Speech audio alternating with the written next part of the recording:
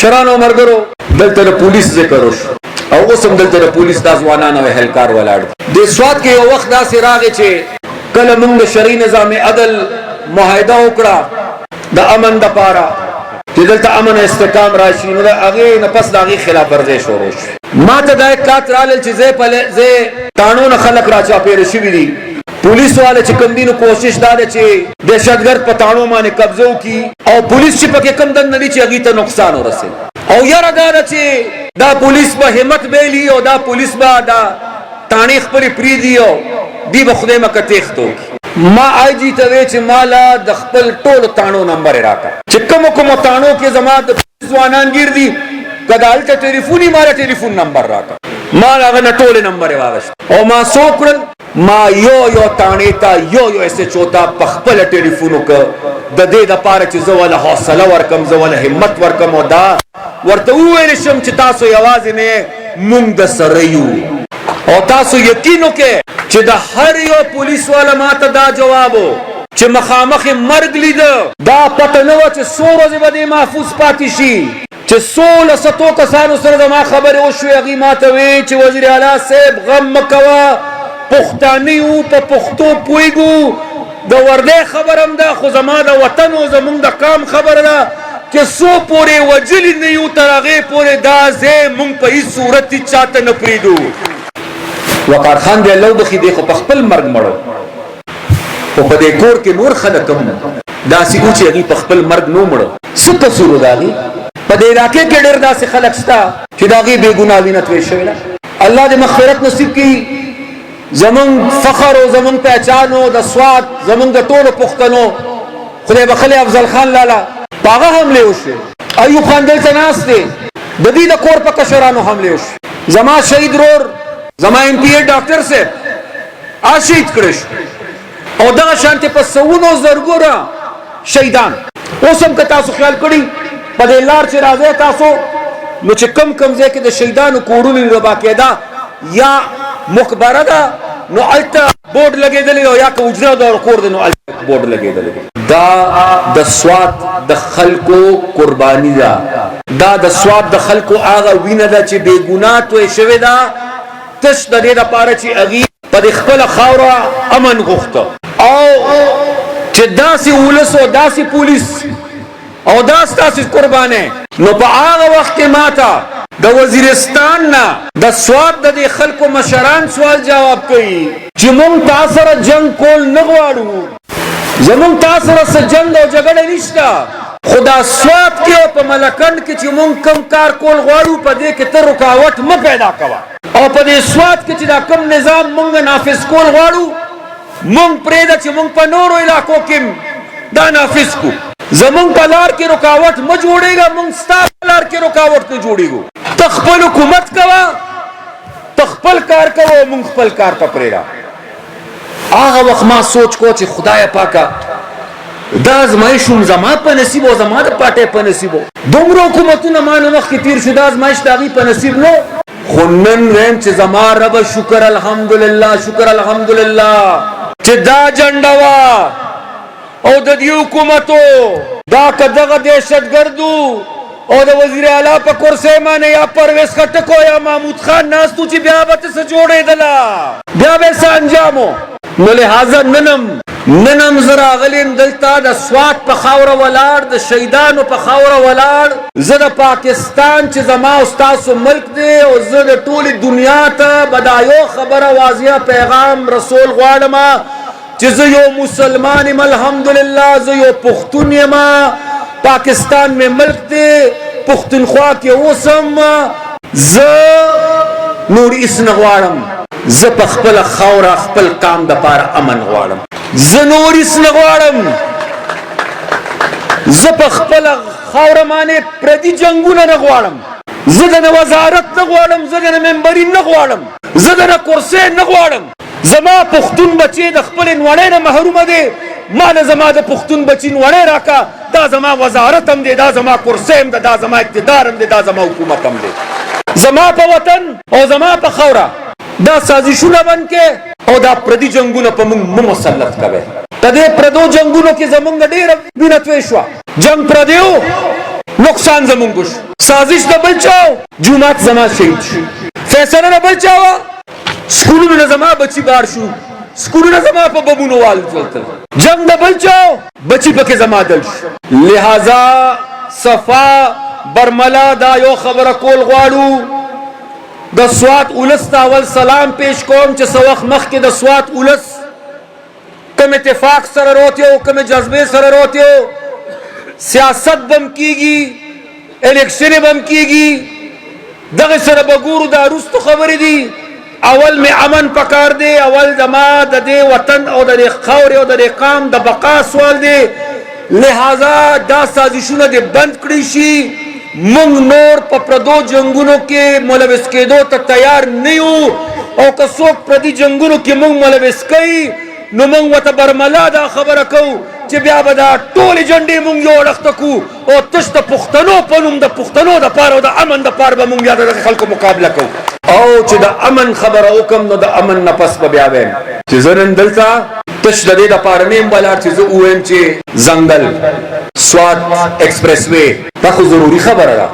زه نه یم خبر چې الیکشن به کله کېږي او زه نه یم خبر چې د هغې به څه نتیجه راځي خو زه یو خبره سره کوم که د سرې جنډې اختیار او که د سرې جنډې اختیار او واک او نو زما د سوات اولس سره دا وعده ده چې د سوات یو سړی به م د خپل کور او د خپلې ځمکې نه نه بې کوره کېږي دا خاوره دا پروردګار پښتنو له ورکړې ده او چې کوم ځای یو سړي خپل کور جوړ کړی دی او خپله جونګړه یې جوړه کړې ده حق د هغه سړي دا هغه کور او په هغه جونګړه کې هغه خپل ژوند تېر او چې کوم وسایل د خدای په دې خاوره درکړي دي حق ستاسو دا دی چې د هغې وسایلو معنی اول او لومبې خدمت ستاسو وشي او چې د سوات د ځنګل خبره کوم او د سوات د خبره کوم نو زه ته سوات خبره نه کوم زه به د چترال د حق خبرم کوم زه به د دیر د حق خبرم کوم زه به د بونیر د حق خبرم کوم زه به د ملکن د حق خبرم کوم زه به د مردان د حق خبر کوم زه به د پېښور د حق خبره کوم زه به د باجوړ د حق خبره کوم د ممندو به کوم د اورکزو به کوم د وزیرستان به کوم د ابتباد بم کوم د هریپور بم کوم د کوهستان بم کوم ځکه چې د ټولې پښتونخوا او د ټولو پښتنو نمایندګي کوو مونږه د ټولو پښتنو زه د خپل ولس نه د پښتنو اتفاق او یووالي غواړم دا زما دپاره د هر څه نه لویه خبره ده دا چې څومره کالجونه په سوات کې جوړ شوي دي نوې یا چې کوم نوار شي هغه موږ د سره جوړ کړي دي یو روپۍ قرضه د هغې دپاره ما چا نه ده اخیستې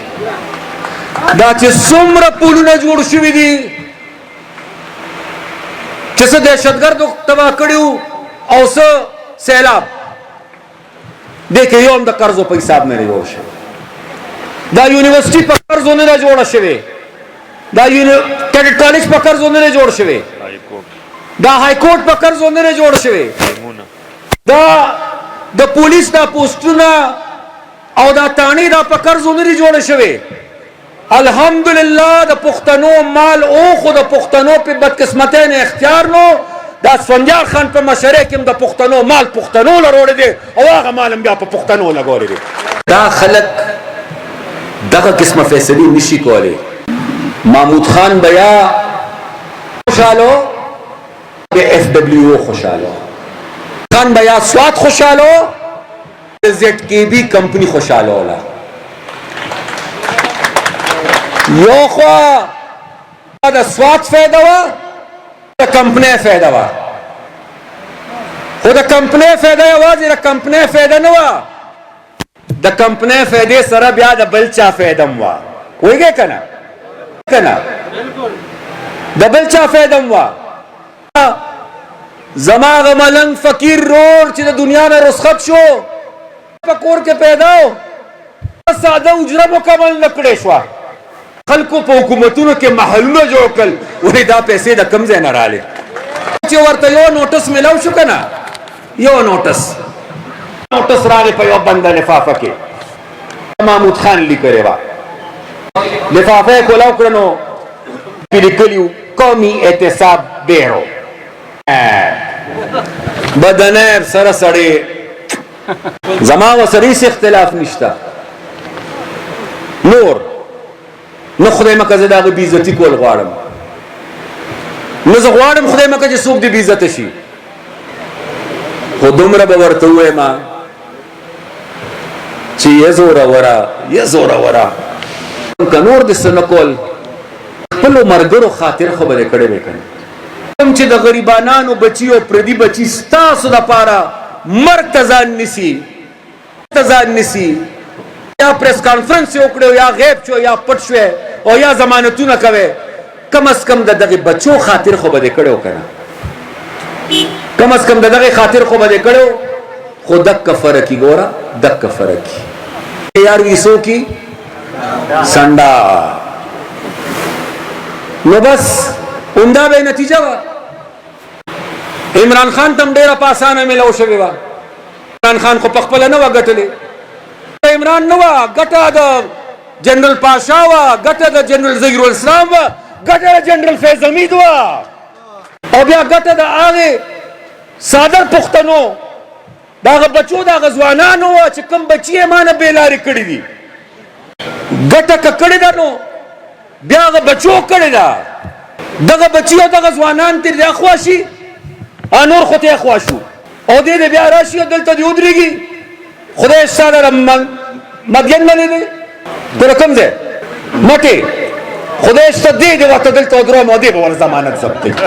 دغه شی نه وي. خو دا ټولې تجربې د څه لپاره کېدلې؟ دا تجربې د دې لپاره وي چې پاکستان دې په قرضو کې ډوب شي، دا اقتدار د دې لپاره چې پاکستان دې د IMF محتاج شي، دا د دې لپاره چې خلک د بېروزګاره شي. نن څه حال دی د دې ملک؟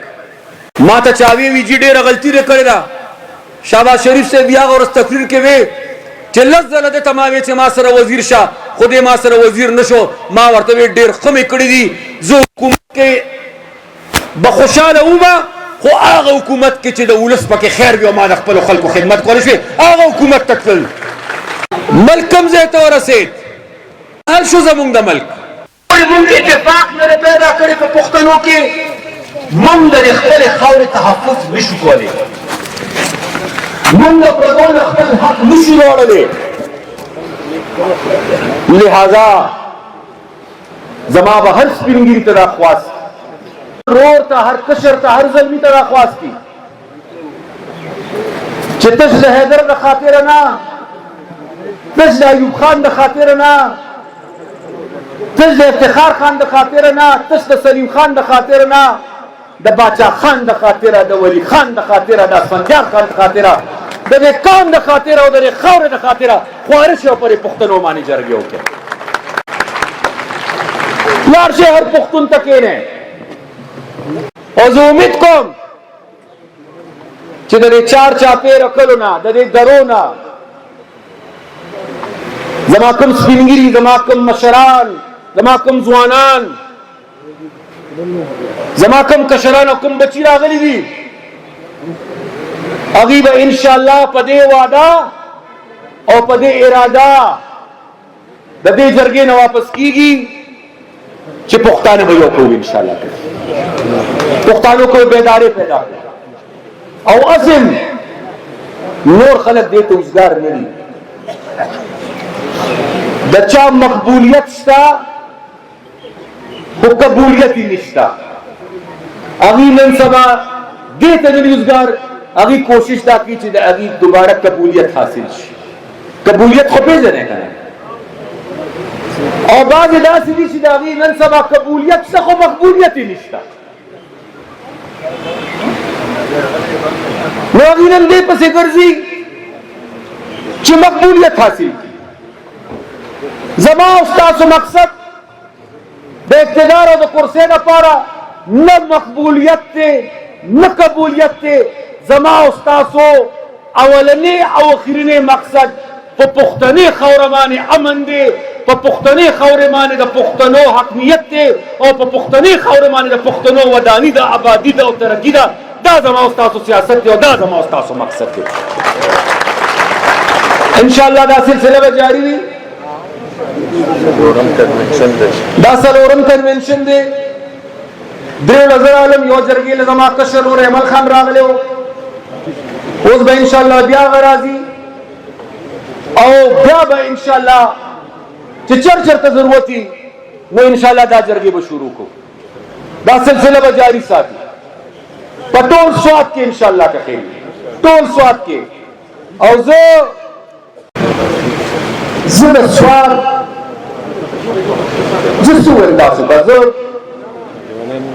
که ما لږ ډېر ستاسو خدمت کړي اول خو درنه بخښنه غواړم چې ما هغه مره خدمت نه دی کړی چې ما څومره کول غوښتل ځکه چې 3 کال خو زه په جنګ یم زه تاسو په شریکه د دې خاورې دشمنانو سره په جنګ خو دا